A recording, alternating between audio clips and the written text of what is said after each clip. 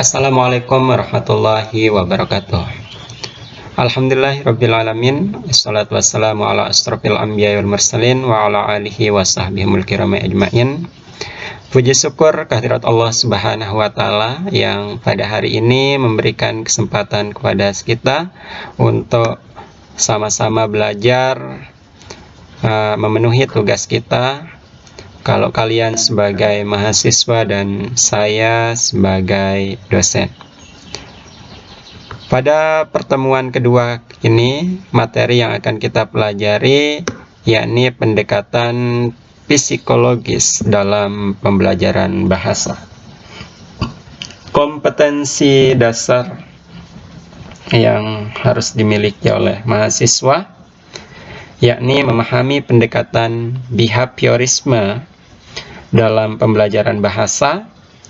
Kemudian yang kedua, memahami pendekatan kognitivisme dalam pembelajaran bahasa. Kemudian yang ketiga, memahami pendekatan humanisme dalam pembelajaran bahasa. Dan yang keempat, memahami implikasi berbagai pendekatan psikologi dalam pembelajaran bahasa.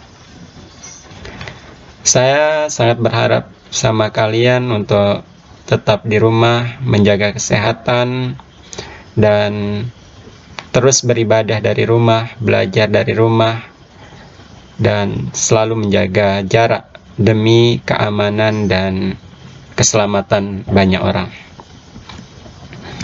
Kita mulai.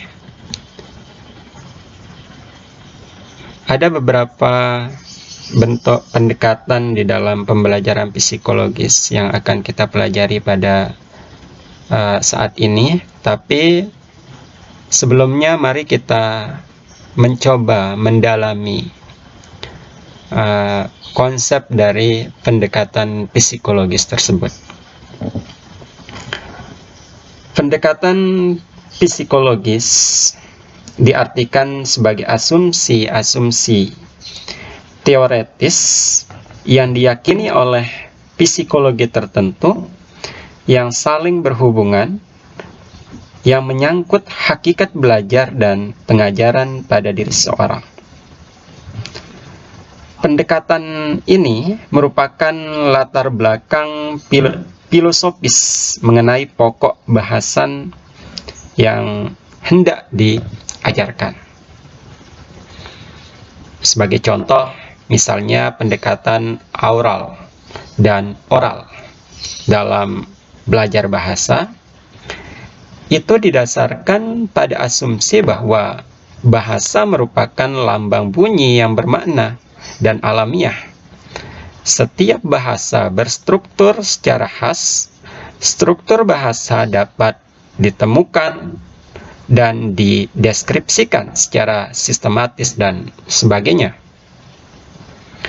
Berdasarkan contoh tersebut, apabila yang ingin dibahas adalah pendekatan psikologi, yang harus diuraikan adalah asumsi psikologinya. Setiap paham psikologi memiliki keyakinan tertentu mengenai belajar. Misalnya pandangan psikologi behaviorisme. Berbeda keyakinannya mengenai belajar dengan pandangan psikologi kognitivisme atau konstruktivisme. Setiap keyakinan memiliki konsekuensi yang berbeda-beda terhadap pembelajaran, mulai dari perencanaannya, pelaksanaannya, sampai tindak lanjutnya.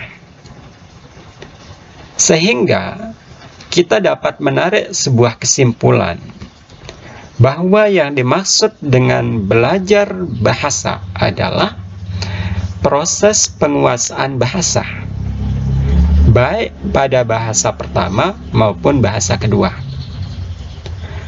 Penguasaan bahasa dalam bidang apa? Baik lisan maupun tulis. Ya, itu dia. Oleh karena itu, agar kita memiliki pemahaman mengenai asumsi teoritis yang diyakini oleh paham psikologi tertentu, berikut secara ringkas akan dijelaskan satu persatu mengenai pendekatan pembelajaran psikologis. Ya. Pendekatan pertama yakni pendekatan behaviorisme yang dikemukakan oleh Ivan Pavlov. Ivan Pavlov mengadakan sebuah eksperimen dengan menggunakan seekor anjing. Anjing itu dikerangkeng setelah kelaparan berapa hari, kemudian dibunyikan bel. Sesaat bel berbunyi, ditaburkan bubuk daging ke dalam mulutnya. Respon anjing adalah berupa keluarnya air liur dari mulutnya. Perlakuan ini terus diulang berkali-kali dan lama-kelamaan bel tetap diperdengarkan, tetapi penaburan bubuk daging dihentikan.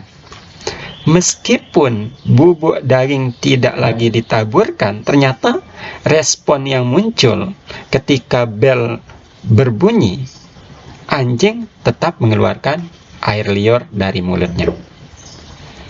Sehingga ada beberapa kesimpulan yang dapat diambil dari eksperimen yang dilakukan oleh Pavlov. Ternyata anjing itu mampu belajar dari kebiasaan. Dengan pengulangan bunyi bel sehingga mengeluarkan air liur, bunyi bel merupakan stimulus yang akhirnya akan menghasilkan sebuah respon bersyarat. Dan bunyi bel yang semulanya netral setelah disertai dengan mediasi mampu membangkitkan sebuah respon yang berbeda. Sama ketika kita belajar di kelas, ketika kita mendengar bel, misalnya belum waktunya orang pulang, tapi ketika mendengar bel pulang, maka muncul respon pada diri kita, oh itu waktunya pulang. Nah, implikasi hasil eksperimen tersebut pada belajar manusia adalah ini. Belajar adalah proses membentuk asosiasi antara stimulus dan respon secara reflektif. Yang kedua, proses belajar akan berlangsung apabila diberi stimulus bersyarat. Ketiga, prinsip belajar pada dasarnya merupakan untaian stimulus respon. Yang keempat, Pavlov menyangkal adanya kemampuan bawaan. Yang kelima, setiap pembelajaran memerlukan classical conditioning. Ini implikasi yang dapat kita ambil dari eksperimen yang dilakukan oleh Pavlov. Perlu dipahami bahwa teori belajar behavioris adalah sebuah teori tentang perubahan tingkah laku sebagai hasil dari pengalaman yang dicetuskan oleh Chechnya dan Berliner. Nah, teori ini lalu berkembang menjadi aliran psikologi belajar yang berpengaruh terhadap arah pengembangan teori dan praktik pendidikan dan pembelajaran yang dikenal sebagai aliran behavioristik.